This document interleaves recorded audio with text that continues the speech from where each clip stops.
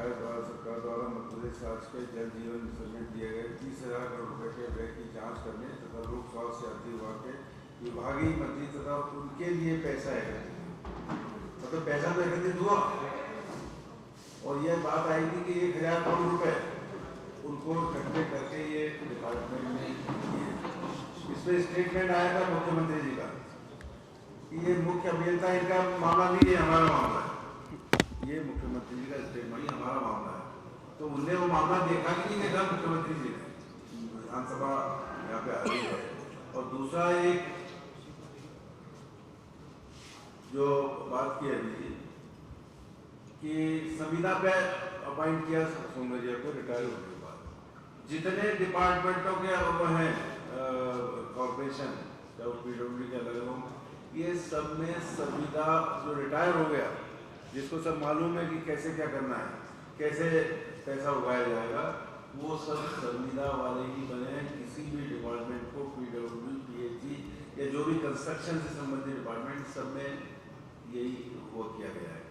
दूसरा rate revision की बात जो की, तो रेट रिवीजन का जो मामला होता है ये एक बार टेंडर होने के बाद उसको रेट को ज्वाइन नहीं कर सकते, तो रीटेंडर जो बचा है अगर बढ़ रहा है तो रीटेंडर हुआ, और नहीं तो टाइम बाउंड रहता है, उसमें टाइम से ज़्यादा हो जाए तो उसमें सेंक्शन अलग से टेक्निकल ऑफिसर वो भी चीफ इंजीनियर लेवल पे होता है।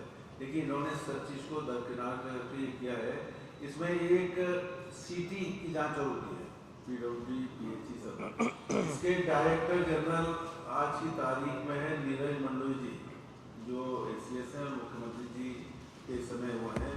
मैं तो सीबीआई की जांच की मांग की है, तो मैं तो कहूँगा कि नीरज मंडोई जी सीटी के माध्यम से भी इस पूरे जो टेक्निकल मामला है इसकी भी जांच कराएं, क्योंकि सीधे मुख्यमंत्री जी जुड़े हुए हैं और सीटी उनके अंडर में है। उस परिसर की उस समय जब विधानसभा चलती है, ये दोनों मिलके ही तो रिजल्ट आता है, और ये जब बातें उठती है तब तो जनता को न्याय मिलता है। चलिए धन्यवाद, थैंक यू। यहाँ पर तो उसमें जो मैं आपको हाँ आधार बता रहा हूँ आपको, आप वैसे ही सीधे आधार पूछ रहे थे तो भी बता दें, आपने पक्ष रखते हुए आधार पूछा इसलिए मैंने उसका विश्लेषण किया। मैं अब आधार बता दे रहा हूँ आपको। ये आईआईटी की रिपोर्ट है और इस रिपोर्ट को मैं आपको साझा कर दूंगा। इसमें वर्ल्ड हेल्थ ऑर्गेनाइजेशन का जिक्र है और जहाँ पे दिया हुआ है कंपैरिजन दिया हुआ है, ये कंपैरिजन चार्ट है कि क्लोरिनेशन कैसा ही टेक्निक है, सिल्वर आयोनाइजेशन कैसी टेक्निक। मैंने स्पेसिफिक सिल्वर आयोनाइजेशन के बारे में बताया था कि ये WHO भी इसको अप्रूव नहीं करती, और जो मिनिस्ट्री है वाटर एंड सैनिटेशन मिनिस्ट्री है उसमें लिखा हुआ है कि वो इसको अप्रूव नहीं करती है। और ये डॉक्यूमेंट मैं आपको दे दूंगा, इसके आधार पर मैं आपको बता रहा हूँ। और ये IIT मद्रास की रिपोर्ट है, बाकायदा इसको पैसा खर्च करके इन बुद्धिजीवी लोगों से हमने ये रिपोर्ट मंगवाई। उसमें 3 लोगों का पैनल है जिसने पूरी ये रिपोर्ट दी है, उसके बावजूद इस प्रोडक्ट को लगाया। ये मेरा आरोप लगाने का आधार है। और किसी का कोई सवाल या नहीं हो तो कोई आपको मौके पे जाने की जरूरत नहीं है, खाना पूर्ति करो एक दिन में ही। जबकि 15 दिन का सर्वे होना चाहिए कम से कम, के जाएं एक एक गांव में, नकदी होनी चाहिए, वहां का डेप्थ देखनी चाहिए। इस कुछ नहीं हुआ सर्वे। 10,000 रुपए गए एक मेल के माध्यम से और सबको स्वीकृति दे दी गई। और इसमें बाकायदा मेल सर्कुलेट हुआ ENC ऑफिस से, मैं आपको नाम भी बताऊंगा किन किन के द्वारा सर्कुलेट हुआ, और उस मेल में एक प्रोफार्मा डाल दिया। अब क्योंकि DPR ही फर्जी बनी है, इनको पैसा चाहिए था, फटाफट पैसा चाहिए था जल्दी जल्दी, तो जब DPR फर्जी बनाई तो अब आपने देखा होगा आए दिन ये जो रेट रिविजन हो रहे हैं ये क्यों हो रहे हैं, क्योंकि DPR फर्जी बनी थी। उस समय पे ये अनुमान ही नहीं लगाया गया कि लागत राशि कितनी होगी, और उसका परिणाम ये निकला कि आज एक भी जिला ऐसा नहीं है जहां पे रेट रिवीजन नहीं हुए हैं। और रेट रिवीजन कितने, 100%, 150%, 200%, और सबसे अधिक 265% तक सिंगरौली में गया है, जो PHE मंत्री जी का प्रभार जिला है। खास बात ये मैं आपको 3 नाम बताऊंगा जो पूरा ये जो नेटवर्क था भ्रष्टाचार का उगाही करने का, ये कौन कौन लोग थे। सबसे मेन कड़ी है आलोक अग्रवाल। आप ये नाम नोट कर लीजिएगा क्योंकि आगे ना पीछे इन लोगों को जेल जाना पड़ेगा। आलोक अग्रवाल ये नोडल ऑफिसर बनाया गया। एक महेंद्र खरे है और एक व्यक्ति हैं ENC जो रहे थे के सोनगढ़िया। इनको ईएनसी से जब ये हट गए, रिटायर हो गए, और वहाँ पे रेगुलर लोग होते हुए भी इनको पुनः कॉन्ट्रैक्ट पे लेकर के, चार्ज देकर के ईएनसी बनाया, और संविदा पे लाए हुए व्यक्ति पे, कॉन्ट्रैक्चुअल व्यक्ति को सारे वित्तीय भार भी दे दिए जो कि नहीं देने चाहिए, क्योंकि वो आदमी ठेके पे आया। कॉन्ट्रैक्ट मतलब ठेका, ठेके पे आए हुआ, एक तो विभाग का प्रमुख ठेके पे है, पहली चीज पूरा विभाग हो गया ठेके पे, और दूसरा ठेके पे आए हुए व्यक्तियों को सारे वित्तीय प्रभार दे दिए। ये बहुत बड़ा फाइनेंशियल फ्रॉड है, क्योंकि इनको सारी गड़बड़ी कैसे करनी है विभाग के अंदर, पूरा ये सिस्टम को जानते हैं, सालों से बैठे हुए हैं, और कहाँ कहाँ पैसे किस किस के माध्यम से लेके पहुँचाने हैं। तो आलोक अग्रवाल पूरा कलेक्शन एजेंट हैं, ये हर जिले से कलेक्ट करते हैं। बड़ी योजनाओं में कुछ जगह महेंद्र खरे को छोटे मोटे बैग इनको कलेक्ट करने के लिए ले जाते हैं। ये दोनों लोग कलेक्ट करेंगे, डायरेक्टली ईएनसी को देंगे, और ईएनसी फिर बाद में मंत्री, पीएस और ऊपर जो भी जहाँ तक जाता होगा, पूरा ऊपर तक ये पैसा पहुँचता है, और ये खुले पैमाने पे चल रही है। खास बात यह है कि जो सीई जैसे अधिकारी हैं, सीई हो गए, उसके ऊपर आप उसके नीचे एसी हो गए, इन लोगों को बाईपास किया जाता है। डायरेक्टली आलोक अग्रवाल बात करेंगे नीचे ई से, और ठेकेदार से पैसा लेंगे ईएनसी को, और ये सब ऊपर पूरे चैनल डिस्ट्रीब्यूट होता रहेगा। फाइनेंस, हर विभाग में एक फाइनेंस ऑफिसर भी होते हैं, उनको भी बाईपास कर दिया गया, जबकि फाइनेंस ऑफिसर को रखना अनिवार्य होता है। अब मैं आपको दो उदाहरण बता रहा हूं, ये छोटे छोटे उदाहरण हैं, ये सिर्फ इस बात का अनुमान लगाने के लिए है कि ये भ्रष्टाचार कितना बड़ा है, और मैं आपको मैं प्रमाण बताऊंगा कि ये कैसे गड़बड़ी हुई है। आप पहला उदाहरण देखिए, सिल्वर आयोनाइजेशन टेक्निक को यूज किया गया। ये सिल्वर आयोनाइजेशन जो होता है, ये एक ऐसी टेक्निक है जो बिल्कुल फेलियर साबित हुई है। पूरे देश में नहीं, पूरे विश्व में ये सबसे फेलियर टेक्निक साबित हुई है। और मैं आपको इसकी एक आईआईटी की रिपोर्ट दिखा रहा हूं, जो आईआईटी से रिसर्च करवाई थी, एक रिपोर्ट जो मध्य प्रदेश गवर्नमेंट को भी प्राप्त हुई, और आईआईटी के सीनियर पैनल ने, आईआईटी चेन्नई, आईआईटी मद्रास की ये रिपोर्ट है, ये मैं आपके साथ साझा भी करूंगा। बाकायदा ये रिपोर्ट में रिसर्च करके बहुत डिटेल में दिया हुआ है। इसके 2-3 बिंदु बस आपको मैं बता देता हूँ। इसमें ये कंपैरिजन दिया है डिसइंफेक्टेंट टेक्नोलॉजी के लिए, क्लोरिनेशन सही टेक्नोलॉजी है या सिल्वर आयोनाइजेशन। तो इसमें जो महत्वपूर्ण बात है वो ये है कि पूरे विश्व में 1% से भी कम सिल्वर आयोनाइजेशन या सिल्वर आयोनाइजेशन टेक्निक को यूज किया पूरे विश्व में। भारत में किसी भी राज्य में ये टेक्निक नहीं यूज की जा रही सिवाय मध्य प्रदेश के, कोई भी राज्य ऐसा नहीं है, ये आईआईटी की रिपोर्ट में है।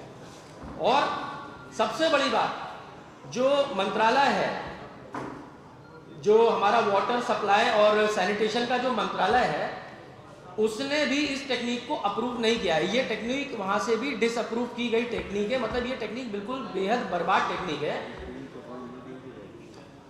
अब ये क्यों यूज कर रहे हैं मैं इसको आपको बताना चाहूंगा, इसका कारण क्या है, क्योंकि ऐसी बर्बाद चीजें ये हमारे मध्य प्रदेश में लोगों को क्यों दी जा रही है। देखिए, जब आप कोई भी गूगल पे, आपके पास सबके पास मोबाइल है, आप गूगल पे लिखिएगा सिल्वर आयोनाइजेशन सैनको कंपनी का, आप लिख के देखिएगा, इसका रेट आपको दिखाई देगा 5,000 रुपए। खूब अगर ऊपर नीचे देखेंगे, कोई 8,000 हो सकता है, 10,000 हो सकता है, 4,000 से लेके 10-12,000 ये इसका रेट है।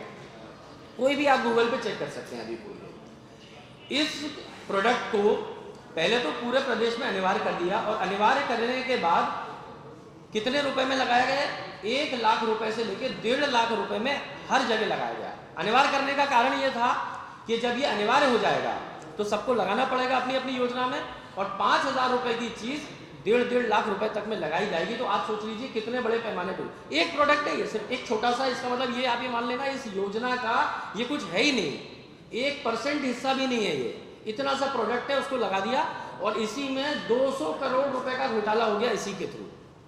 और ये मैं आईआईटी की रिपोर्ट दे रहा हूं कि ये अप्रूव्ड नहीं है मिनिस्ट्री से। तो उसके बाद इसका इस्तेमाल क्यों किया गया, ये सोनगढ़िया साहब, आलोक अग्रवाल जी ने मिल करके इसको पूरी जगह डीपीआर में अप्रूव करवाया, और जबरदस्ती थोपा गया ये एक प्रोडक्ट है जिससे हमारे मध्य प्रदेश की जनता का कोई भी हित नहीं हो रहा है, सिर्फ भ्रष्टाचार करने के लिए। वर्ल्ड हेल्थ ऑर्गेनाइजेशन द्वारा भी ये मान्य नहीं है प्रोडक्ट। दूसरा एक और उदाहरण आपको बताता हूं मैं। दूसरी गड़बड़ी करी पाइपलाइन में, जो पाइपलाइन बिछाई गई है, इसमें जो पुरानी मुख्यमंत्री नल जल योजना चलती थी, कई गांव में वो चली और फेल हुई, तो पुरानी पाइपलाइनों के बिल लगाकर, पाइपलाइन पुरानी बिछी हुई थी, वही सड़ी हुई पाइपलाइन लिए उनके नकली बिल बनवाए, और नकली बिल बनवा करके उनको नए और सिरे से पास करवा लिया। तो वो सड़ी हुई पाइपलाइनों से पानी पिलाने की योजना बन रही है अलग से। और ये मैं तथ्य इस आधार पर कह रहा हूं कि मैंने एक विधानसभा का प्रश्न लगाया, मुरैना जिले में ये पाया गया, बाकायदा ऑन रिकॉर्ड आया है कि सीपेट का एक फर्जी जो सर्टिफिकेशन होता पाया गया। विधानसभा के रिकॉर्ड में मुझे उत्तर दिया गया है कि मुरैना जिले में ये पाया गया और उसके लिए जांच समिति गठित कर दी है। जांच समिति वही गठित कर रहे हैं जिनने इसमें पैसा खाया। क्या जांच हो पाएगी आप खुद बताइएगा। तो सीपेट के फर्जी सर्टिफिकेशन दिए जा रहे हैं, नकली पाइप लगाओ, सीपेट का एक सर्टिफिकेट बनाओ, मात्र कुछ हजारों रुपए में बन जाएगा, विभाग के अधिकारियों को पैसा दो और पास करवाते चलो। और साथ में दूसरी एक और गड़बड़ी जो पाइपलाइंस के साथ करी वो ये की गई है कि देखा उन लोगों से पाइप लेना चाहिए था जिनके पास BIS सर्टिफाइड है, जो ब्यूरो ऑफ इंडियन स्टैंडर्ड से सर्टिफाइड है, उन सबको अधिकार होना चाहिए था। इन्होंने अपने खास लोगों के लिए इम्पैनलमेंट करवाया और इतनी जटिल कंडीशन उसमें डाल दी कि चुनिंदा 1 या 2 ही लोग अंदर आ पाए पाइप सप्लाई में। वो लोग अंदर आ गए, जो सारे ईमानदार लोग तो बाहर हो गए। अब उन्होंने अपनी मन मर्जी के क्वालिटी के पाइप सप्लाई किए, कोई देखने वाला ही नहीं है, क्योंकि जब मोनोपोली हो जाएगी, जब 1 या 2 ही आदमी सप्लाई करेंगे, ऐसा ही सिल्वर आयनाइजेशन में हुआ है, इसकी भी मोनोपोली कर दी। यही पाइप के साथ किया कि मोनोपोली करके 1 या 2 ठेकेदार कर दिए और पूरा का पूरा सप्लाई इन्हीं लोगों के माध्यम से लिया और फर्जी वहां पे आइटम लगाए गए हैं। इस आदेश को वापस लेना चाहिए। साथ ही में एक फरमान मीडिया के लिए भी जारी किया गया है, जो मुझे पता चला कि मीडिया के लोग भी अब अंदर कवरेज नहीं कर पाएंगे, सिर्फ पोडियम पे कर सकते हैं, ना अंदर गैलरी में कवरेज कर सकते हैं, ना बाहर बापू जी की प्रतिमा है वहाँ पे आपको भी बैन लगाया है। तो मैं समझता हूँ ये चौथे स्तंभ की स्वतंत्रता पर एक प्रहार है और आप खुद आत्ममंथन करें कि यार ये निर्णय सही है या गलत है। मैं समझता हूँ गलत है। इस निर्णय को वापस माननीय अध्यक्ष महोदय को लेना चाहिए, PS को आदेश करना चाहिए और बीजेपी के दबाव में विधानसभा में किसी को भी, चाहे सचिवालय हो चाहे वहाँ के सर्वोच्च व्यक्ति काम नहीं करना चाहिए। वो एक न्यूट्रल व्यक्ति होकर के उनको संस्था को चलाना चाहिए। दूसरी बात, जो हमारे वरिष्ठ विधायक हैं अभय मिश्रा जी, उनके ऊपर कल परसों 2 दिन के अंदर जिस प्रकार से षड्यंत्र रच के एक झूठी FIR दर्ज की गई है, जो आप लोगों ने भी देखी होगी, उन आरोप लगाया कि 3 महीने की पगार नहीं दी, इस प्रकार का एक मनगढ़ंत आरोप लगाया, जबकि वो ऐसे व्यक्ति हैं जो काफ़ी संपन्न हैं और मैं समझता हूँ मध्य प्रदेश में हज़ारों लोगों को रोजगार देने वाले व्यक्ति हैं। अगर यदि उन पर ये आरोप लगता है कि वो एक अपने सर्वेंट को 3 महीने तनख्वाह नहीं दे रहे हैं, तो मैं समझता हूँ ये थोड़ा हास्यास्पद आरोप है। कम से कम उन पर तो नहीं सूट करता। ये बीजेपी वाले कर सकते हैं, मैं समझता हूँ, क्योंकि उनके पास लेने देने के लिए कोई बिजनेस होता नहीं है, विभागों से भ्रष्टाचार कर कमाते हैं, अपने नौकरों को दे नहीं पाते हैं। परंतु अभय मिश्रा जी के ऊपर ये जो प्रहार किया है, ये आपको देखना पड़ेगा। इसकी टाइमिंग देखिए आप, जैसे ही विधानसभा का सत्र शुरू होने वाला है, अधिसूचना जारी हो चुकी है और सत्र शुरू होने से 2 दिन पहले झूठी FIR की गई। तो स्पष्ट है कि बीजेपी घबराई हुई है कांग्रेस के विधायकों से। अभय मिश्रा जी बेबाकी से अपने प्रश्न और चीज़ों को उठाते हैं अंदर सदन में और उन पर दबाव डालने के लिए ये FIR की गई है।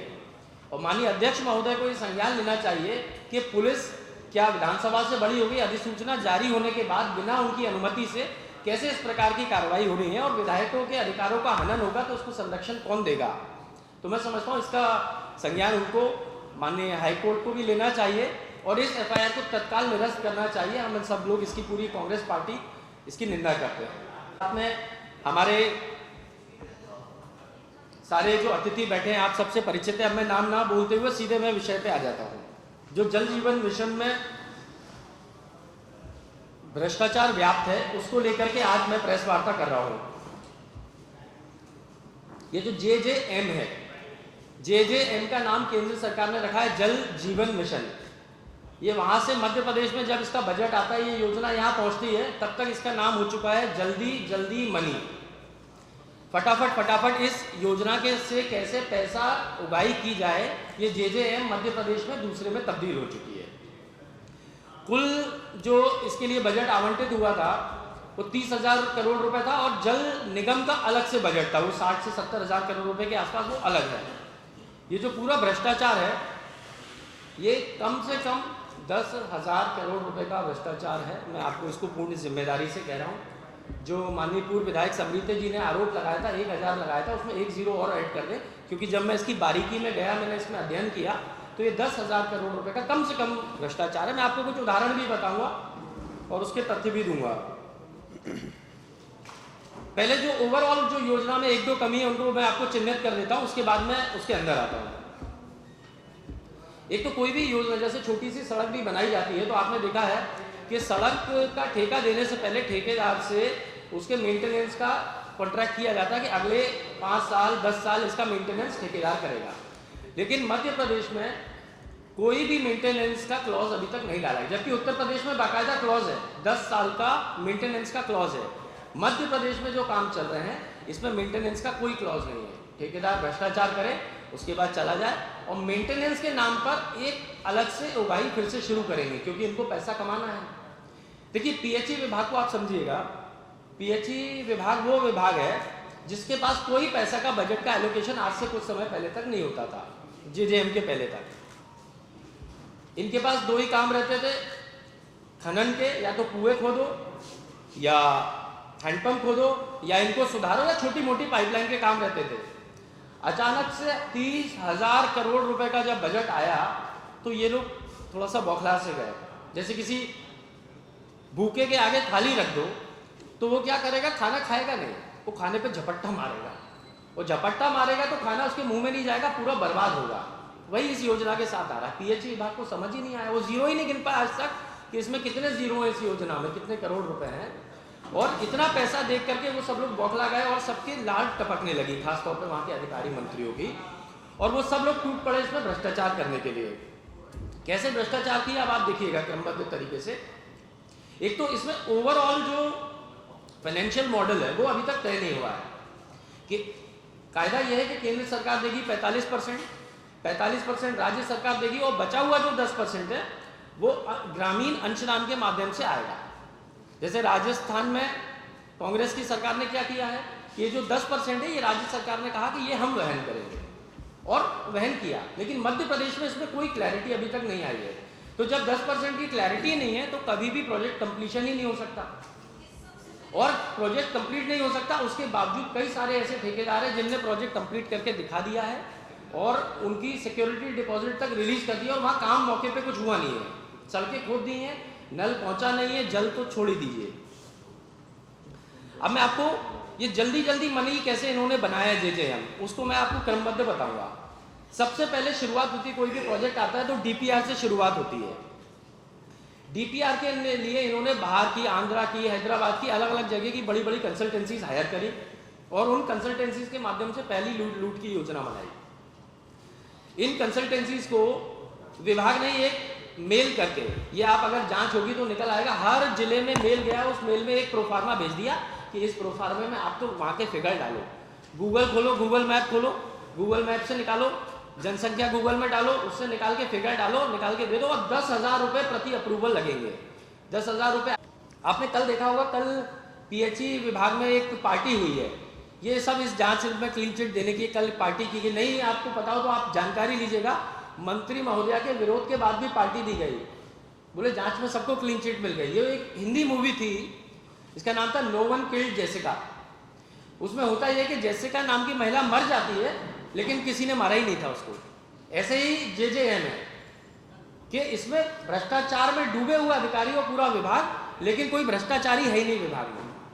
ये उसी तर्ज पे किया गया है। और कल जो पार्टी हुई उसमें भी खूब डांस गाना हुआ है, तो ठीक है, खैर वो उनका व्यक्तिगत विषय है, मैं उसमें अंदर नहीं जाना चाहता। मैं इस पूरे विषय को माननीय मंत्री महोदया से आशा करूंगा कि इसको विधानसभा के अंदर मेरे को उत्तर देंगी मेरी इस विषय में। अब मैं बस इसको समराइज करके अपनी मांगे रख देता हूं, जो इसमें मेरी मांग है सरकार से। ये पूरा भ्रष्टाचार, इसके दायरे में पूर्व पीएस, वर्तमान पीएस सबको शामिल करना चाहिए।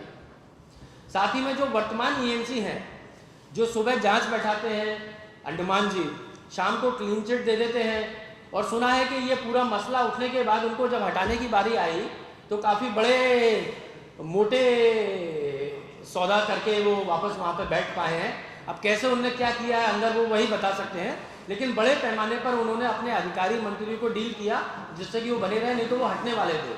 मंत्री की जांच ईएनसी कब से बैठाने लगा, पहला प्रश्न ये है। और बैठाल दी है तो जांच का निष्कर्ष बताओ। और पीएचई संपत्तियों की जांच किस अधिकार से कर सकती है, ये स्पष्ट होना चाहिए। तो मेरी यही मांग है, इस पूरे प्रकरण की बड़ी जांच होनी चाहिए। मैंने आपको जो प्रमाण दिए हैं, इसके अलावा और भी प्रमाणों के साथ मैं इसको विधानसभा के अंदर उठाऊंगा, आपके समक्ष भी उठाऊंगा, और जितनी मैंने बात कही है हर एक चीज का तथ्य मैं आपको दूंगा। अब यदि किसी भी जी आदरणीय पीसी शर्मा जी भी इसमें थोड़ा सा अपनी बात करें। अंडमान जी को लाया गया, अंडमान जी ने आते ही एक आपने देखा होगा एक 21/6 का एक आदेश है जिसमें माननीय मंत्री महोदया के ऊपर जांच बैठा दी है। ये आप सब लोगों ने देखा होगा, ये वो पेपर है, इसमें इन्होंने बाकायदा आदेश किया है और विषय में लिखा भी है, इसमें लिखा भी हुआ है कि जो विभागीय मंत्री हैं तथा उनके लिए पैसा एकत्रित करने वाले कार्यपालन यंत्री, मतलब उनके लिए पैसा तो एकत्रित हो रहा था, और उस कार्यपालन यंत्री की क्या कहते हैं संपत्तियों की जांच।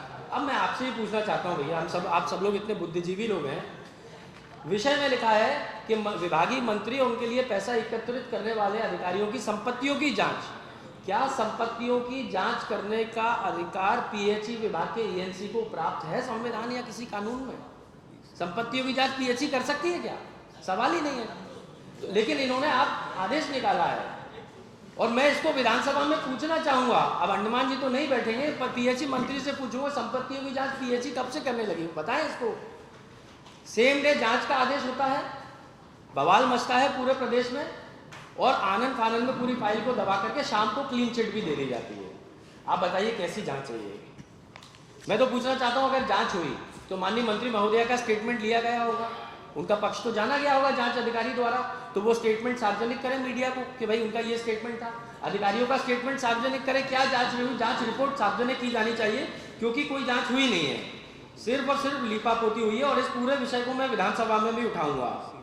ये अभी सामने आया, यदि इसके पहले कहीं आया हो तो आप मुझे अवगत कराइएगा कि कहाँ पे ये सिल्वर आयनाइजेशन टेक्निक का ये तथ्य आया। मेरी जानकारी अनुसार पूरे प्रदेश के किसी भी अखबार में ये तथ्य नहीं आया है, तो मैं तो नहीं समझता लेट हुआ। अगर आया है तो आप मुझे कृपया करके दीजिएगा।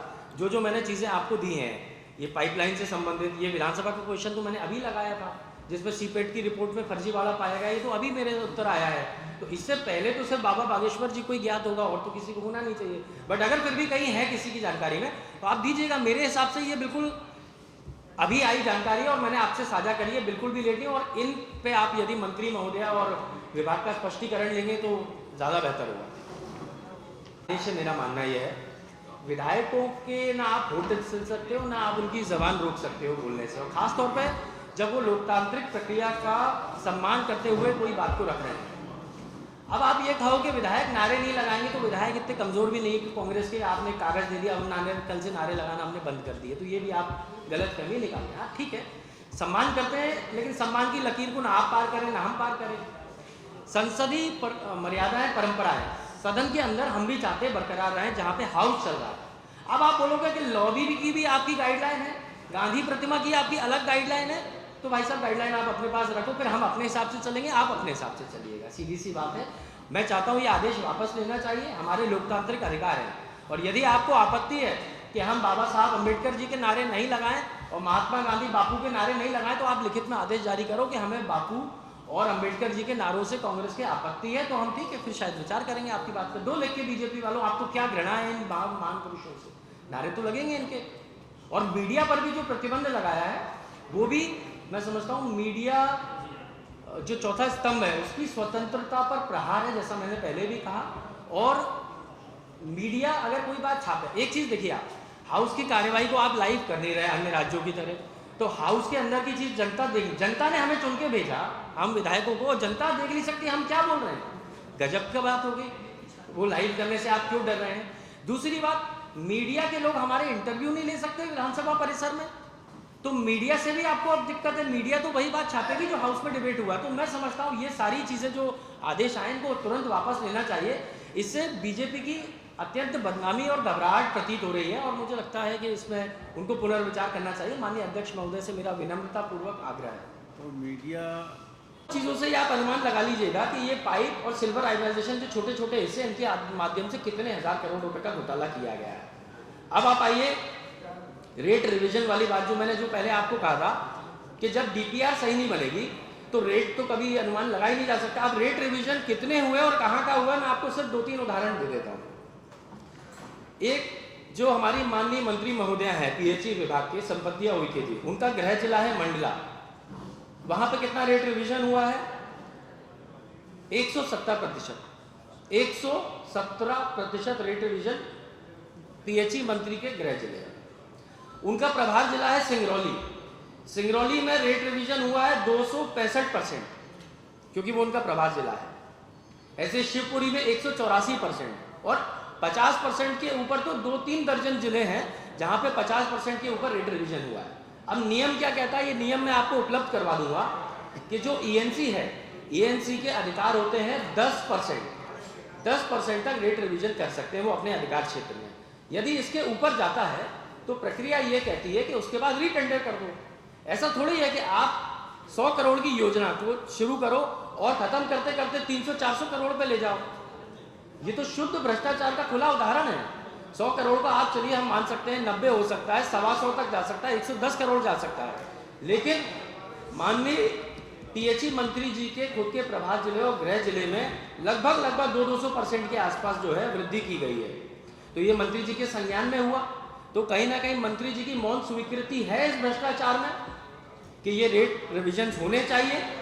और जो कंसल्टेंट है, पहले उनको पैसा दिया गया डीपीआर फर्जी बनाने के लिए और बाद में रेट रिवीजन करवाने के लिए फिर से उनको पैसा दोबारा दिया गया, जबकि इन कंसल्टेंट्स के ऊपर एफआईआर की जानी चाहिए थी कि आपने अनुमान क्यों नहीं सही लगाया, जब पहले ही आपको पैसा ही इसी बात का दिया था कि आप डीपीआर बनाओ।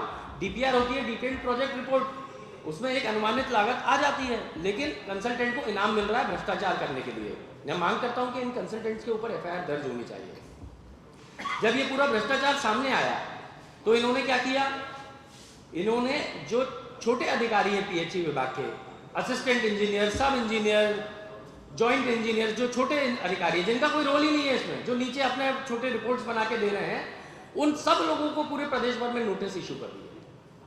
जबकि रेट रिवीजन के जो अधिकार होते हैं ये टेक्निकल सैंक्शन ईई लेवल से नीचे नहीं दिया जाए। एग्जीक्यूटिव इंजीनियर इसका टेक्निकल सैंक्शन दे सकता है, सीई दे सकता है, ईएनसी ये लोग दे सकते हैं, इसके नीचे का अधिकारी तो दे ही नहीं सकता।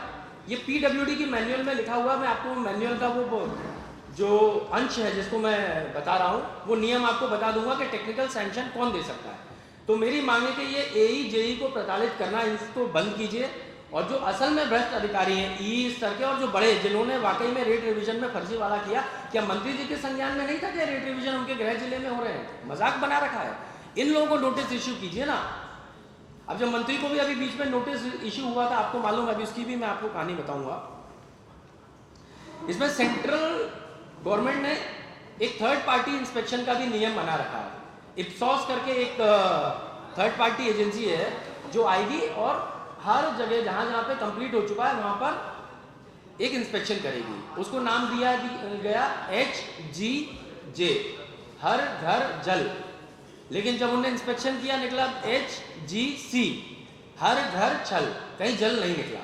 और ये उसकी रिपोर्ट में आया, इप्सॉस की रिपोर्ट में है कि एक तो सबसे आप देखिए मजेदार बात कि इन्होंने बता के इंस्पेक्शन किया, ऐसा नहीं कि औचित्य निरीक्षण नहीं था। इन्होंने इंस्पेक्शन किया तो पहले बताया कि हम 2 दिन बाद आएंगे, निरीक्षण करेंगे।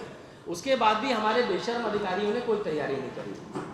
निरीक्षण करने के बाद पाया गया, ये रिपोर्ट्स में आपको दूंगा, डिस्ट्रिक्ट वाइज जो रिपोर्ट है वो भी आपको उपलब्ध करवाऊंगा, कि कम से कम 217 तो ऐसे जगह हैं, गांव हैं जहां पर HGJ हुआ नहीं, इन्होंने घोषित कर दिया लेकिन वहां पे कनेक्शन पहुंचा नहीं है। कई जगह ऐसे हैं जहां नल ही नहीं पहुंचा, पानी तो बहुत दूर की बात है, मैं अभी नल की बात कर रहा हूं, पहले नल आएगा फिर पानी आएगा, तो ना नल पहुंचा ना पाइपलाइन पहुंची और उसको HGJ कागजों में बना दिया। मैं तो चुनौती देता हूं पीएचई मंत्री जी को, सम्मानपूर्वक, महिला है, सम्माननीय है, मैं उनको ये चुनौती देता हूं कि यदि वो मेरे को अनुमति दें या कोई तारीख समय बताएं तो उनका जो गृह जिला है मंडला, उसी में औचित्य निरीक्षण एक दिन वो भी चलें, मुझे भी साथ में ले चलें, चाहे मेरे व्यय पे चाहे उनके व्यय पे चल के एक तो गांव के निरीक्षण कर लेते हैं, वो माननीय मंत्री महोदया दिखा दें, उन्हीं का गृह जिले में कर लेते हैं और कहीं नहीं जाए। तो ये स्थिति है पूरे JJM, जल्दी जल्दी मनी जो हमारे भ्रष्ट अधिकारियों ने कमाया है। करें क्यों, हमारे यहीं के भोपाल के मंत्रियों से तार जुड़े हैं, इतना दूर क्यों जाए हम लोग। और देखिए गर्व की बात देखिए कि मध्य प्रदेश की पुलिस तो पकड़ भी नहीं पाती। जब 1850 करोड़ रुपए का ड्रग्स है, एटीएस पर कहाँ की पकड़ती है? गुजरात की यहाँ करके पकड़ती है। इनको तो पता ही नहीं पड़ता और बाद में मुख्यमंत्री जी ट्वीट कर देते कि यार पता ही नहीं चला क्या हुआ, तो दूसरे का ट्वीट कॉपी पेस्ट करके यहाँ पे बधाई दे रहे हैं। भाई ताई की बधाई, गुजरात की पुलिस ने पकड़ा, आपको पता ही नहीं, आप सो के उठे तब तक ड्रग्स गायब था प्रदेश से। और ये ड्रग्स और लव जिहाद ये जुड़ा हुआ है मामला पूरा, ड्रग्स और लव जिहाद से जुड़ा हुआ है। देखिए जो नाम सामने आए हैं, ये जो ड्रग माफिया हैं, इनके विश्वास सारंग जी के साथ में पिक्चर सामने आई है।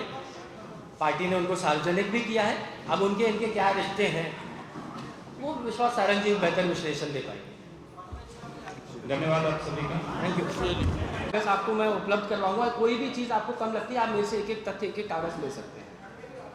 मेरी पहली मांग है इसमें कि केंद्र सरकार को इसमें सीबीआई के द्वारा जांच करवानी चाहिए। जैसे अन्य कांग्रेस के राज्यों में तो करवा देते हैं, जहाँ कांग्रेस शासित राज्य है, यहाँ पर सीबीआई के द्वारा जांच करवाई जाए और वो होनी चाहिए कोर्ट की मॉनिटरिंग में, कोर्ट की देखरेख में, चाहे सुप्रीम कोर्ट हो चाहे हाई कोर्ट की देखरेख में सीबीआई के द्वारा जांच होनी चाहिए और जांच रिपोर्ट सार्वजनिक की जानी चाहिए।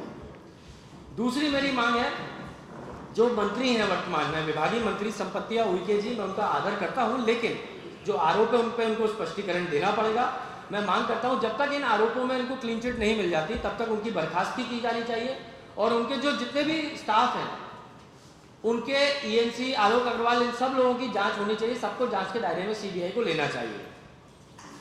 तीसरी चीज, मैंने इन सबके मोबाइल नंबर लिखे हुए हैं, के सोमगढ़िया जी, आलोक अग्रवाल जी, महेंद्र खरे जी, इन सबके मोबाइल नंबर दिए हुए हैं। इन सबके मोबाइल नंबरों की जांच होनी चाहिए थी। इनकी कितनी बार किस हैसियत से एक दूसरे से बात होती थी, कहाँ होती थी, क्योंकि यही पूरा पैसा कलेक्ट करके विभाग में ऊपर से नीचे तक पहुंचाने का काम करते थे।